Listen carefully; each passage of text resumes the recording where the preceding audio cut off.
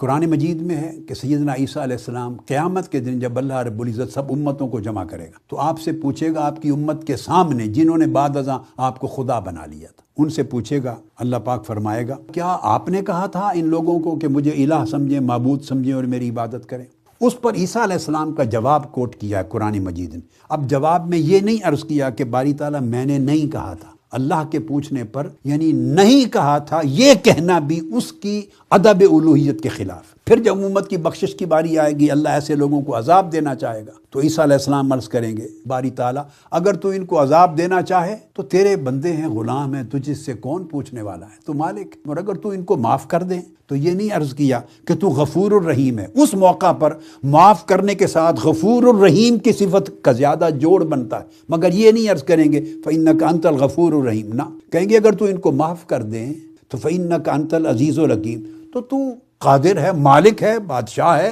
حکمت والا، تجھے کون پوچھنے والا ہے۔ یہ اللہ کے ساتھ ہم کلامی کا ادب ہے۔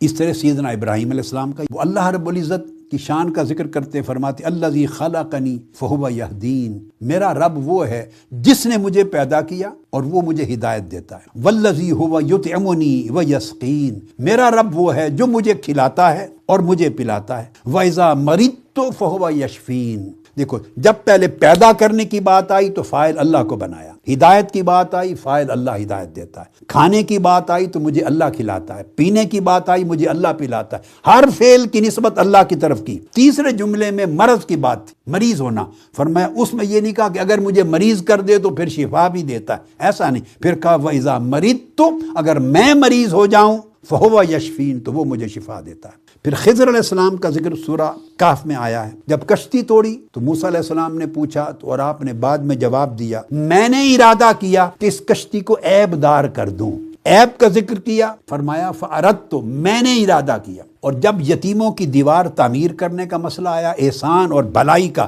تو وہاں وہی خضر علیہ السلام فرماتے آپ کے رب نے ارادہ کیا کہ ان کی دیوار کھڑی کر دی جائے تاکہ یہ جوان ہونے تک ان کے چھپے ہوئے خزانے کو کوئی چرا نہ سکے جو اس کے مرحوم والدین چھوڑ کے گئے۔ تو جہاں احسان اور بھلائی کا ذکر کیا وہاں کہا فَأَرَادَ رَبُّكَ، آپ کے رب نے یوں چاہا۔ جہاں عیب کا لفظ بولنے لگے ہیں کہا فَأَرَدْتُ أَنْ أَعِيبَ، میں نے ارادہ کیا کہ عیب کروں۔ آدم علیہ السلام اترے ہیں زمین پر اللہ سے معافی مانگنے کے لیے، یہ نہیں عرض کیا کہ باری تعالیٰ معاف فرما دے، نہیں کہا ربنا ظلمنا انفسنا، اے ہمارے رب ہم نے اپنی جانوں پہ ظلم کیا، وَإِن لَمْ تَغْفِرْ لَنَا وَتَرْحَمْنَا، اگر تو نے نہ بخشا اور ہم پہ رحمت نہ کی لَنَكُونَنَّ مِنَ الْخَاسِرِينَ، ہم خسارہ پانے والوں میں ہو جائیں۔ تو اللہ رب العزت زبان نبوت سے ہمیشہ انسانیت کو ادب سکھاتا۔